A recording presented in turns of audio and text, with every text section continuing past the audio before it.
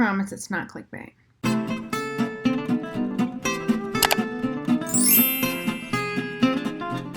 Hello everybody, it is Margaret and welcome to my channel, Texas Gal Treasures, and I have a video for you today. If you have been watching me for any length of time or if you're new here, welcome. And I just want to say that you probably know, if you have been watching me anyway, that I am not one to tend to get mad very easily. And I usually give people the benefit of the doubt and think of things on the sunny side. But today I had an experience that was rapidly changed, and I wanted to share it with you because there is a lesson here, or else I wouldn't even bother sharing it. And I'll give you the lesson up front so that if you don't feel like listening to the whole story, you can just hear the lesson. Okay, and the lesson is, if you call customer service, you might consider calling again to make sure that the person you spoke with initially actually did what they said they were going to do.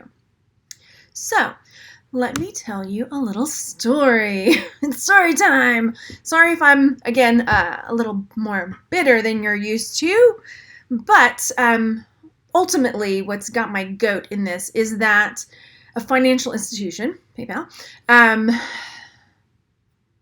if you're going to be trusted with my money, then you better make sure that everybody down the line in your customer service is honest with what PayPal can and cannot do and what they are actually doing or not doing.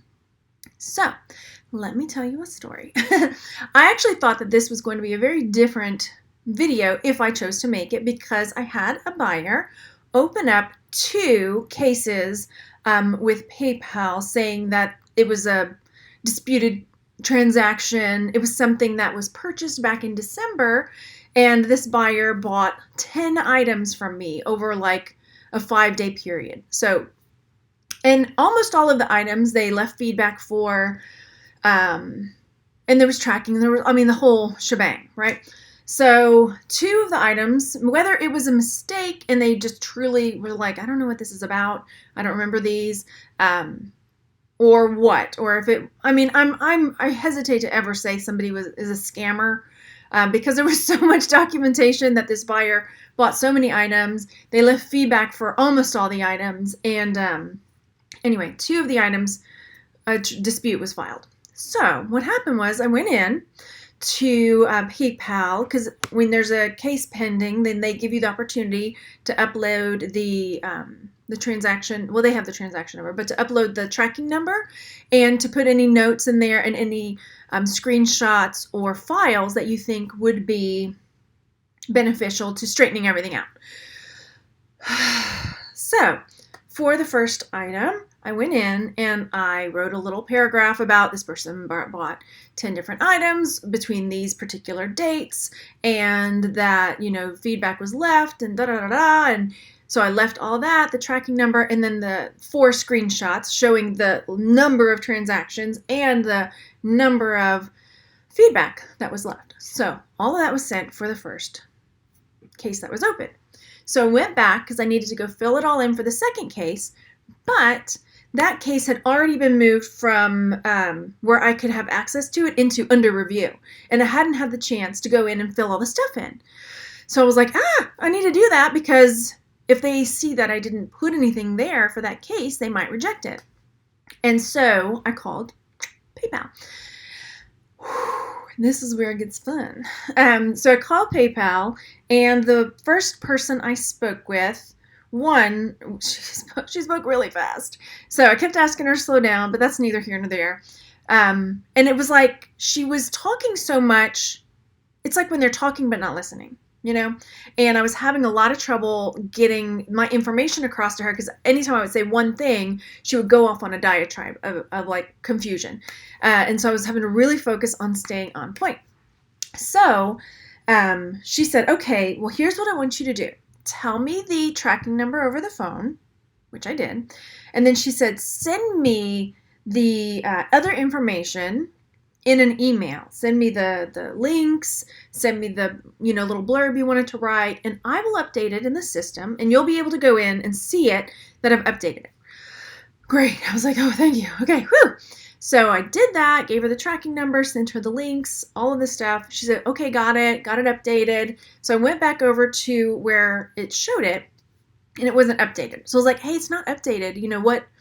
She's like, oh, it may take time for it to update. Okay, I got it. But can you email me confirmation? So I just, for my sake, am like, cool. Okay, you got it. And so when I asked for email confirmation, I got hung up on. So I was like, well, that was weird. Maybe it was a bad connection. I had a feeling it wasn't, because she and I kind of, I don't want to say butt heads, but I would ask a very specific question and she would answer something else. And I would have to go back and say, okay, I get what you're saying, but you didn't answer the question I asked. I asked, is it going to update the system? And you know, 1 minute you'll tell me that it's updating the system, and then you'll tell me it's notated, and then you'll tell me that I can see it, and then you'll tell me no, but the important people will see it. And so because I'd had that kind of crossing wires with her, I thought, you know what, let me call back. Let me call back and double check. That is the lesson. Call back and double check. So I called back and got another person, and I let her know, hey, I spoke with this lady. She said she updated my account and notated everything. Can you go check for me? Blood pressure come down. It's like flames, burning, flames, anger. So the next lady, she said, no, there's nothing notated here. There's no emails. I was like, well, she told me to send it to this particular service at paypal.com email. And she was like, we don't really even have access to that. The one you should have been sending it to is this other email. She gave me a totally different one. So I was like, oh my gosh, well, I'm so glad I called back. So I called, I talked to her. And so I gave her the tracking number, and I gave, sent all the information and screenshots over to her. And I said, am I going to be able to see it in the resolution center? And she's like, no, but it's notated for sure now. And I said, can you send me email confirmation that this was done? Because I need it for my files. I need it for my, backing me up. And she was like, okay, I'm going to send it to your email that's attached to your PayPal account, and I'll send it to your Texas Gal Treasures one that you've also. So I'm going to send it to both of those. Okay, cool. I said, let me keep you on the line until I receive it, because of the experience I've already had. I'm just going to wait here on the line with you. She, okay, she says, okay. So I'm refreshing, have both tabs up, refreshing. I'm like, look, it's not coming through. She's like, okay, well, I'll send it again. So she sends it again. By the time I get off the phone with the second lady, I've been on the phone for an hour. So this is how long in between. I know when I'm telling you this, it's short, but it was a long wait. So I'm waiting. I'm like, look, it's not coming through. She says, go check your PayPal message center. So I go and look in my PayPal message center, and there's a message in there saying this case has been updated. Fine. Okay. But I said, okay, I see it there, but you said you were going to send it to my email. I said, I don't have access, I don't have control over the PayPal messaging center. So if somebody on the other end decides to delete that, not that they would, but possibly, I don't know. I wanted to have a copy of my own in my own email. I did take a screenshot of it, but I wanted confirmation sent to me, not just through the, I think you get what I'm talking about. Overabundance of caution, basically. So then she says, I don't have the ability to send things to your personal email. Excuse me? I've been sitting here on the phone for about half an hour at this point with you, waiting for 2 emails that you said you sent. And we've been waiting all this time for nothing? That you are now telling me that you don't actually have the ability to send things to my personal email? What the heck were you doing? Why would you do this? And so I said, look, I need to talk to your supervisor. I just need to talk to somebody. She's like, well, they're really busy, blah, blah, blah, lots of meetings. So I'll wait. I would really like to talk to a supervisor. Okay, hold, please. So then she comes back. She's like, what I can have them do is call you back. And I said, no, I will wait. And so finally, I get a supervisor. And he immediately goes into, you realize customer service representatives don't have the ability to close out these, resolution things, blah, blah, blah. Your cases have to go to blah, blah, blah. And I said, would you like to hear what I actually have to say? Because it wasn't to do with that. I said, I understand that the customer service reps don't have the ability to close these cases and find them in my favor. I understand that. But the reason I wanted to talk to a supervisor was because I have an issue with the customer service I received. So again, he went on about like something totally else and pardon me. I said, no, again, it had to do with the actual customer service, but if you will give me a moment, I can explain it to you. And he was like, well, we'll review the phone calls and da-da-da-da-da-da. So basically it was like, I'm not being heard here. I'm getting really frustrated because I've had 2 customer service reps lie to me over in my account. And again, this is my one of my financial institutions that I am trusting to manage part of my income.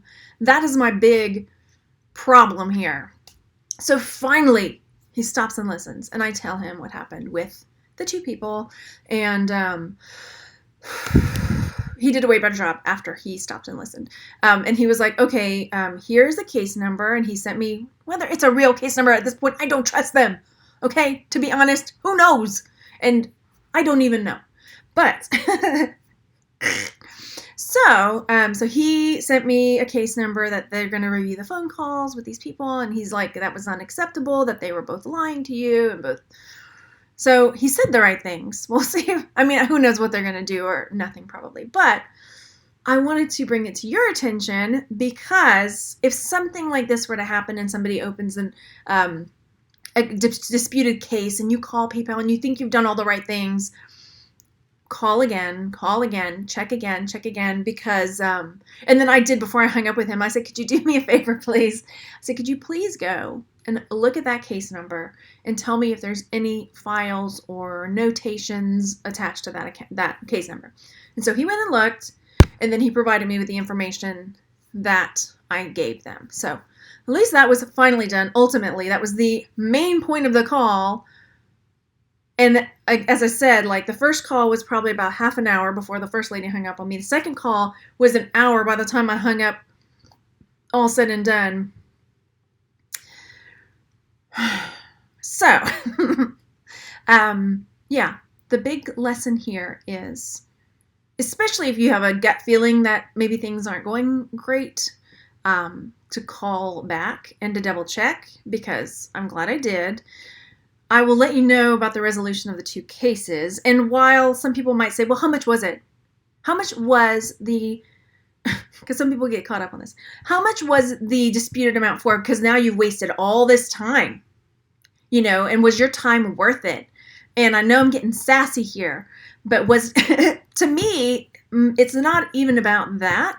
It's about that PayPal is managing part of my money.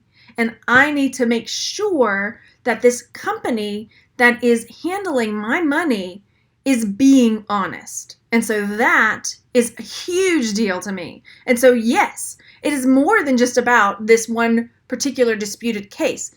PayPal manages thousands of dollars for me from the beginning to the end of each year. So it is very vitally important to me that I have trust in a financial institution that is managing and handling my money in and out. I hope that makes sense. And I will get off my soapbox now. So let me know if you've had any experiences like this, or what. And I will say I'm very proud of myself. I commend myself that I only dropped one F-bomb, and it was when she was putting me on hold, or when I was on hold. I said, because my brother's here, can you effing believe this? Because he works for a computer company and their customer service for some of their stuff, and he was able to hear all of our conversations, and he was like gobsmacked too. All right. Let me know what you think, and I'll talk to you soon. Bye, everybody.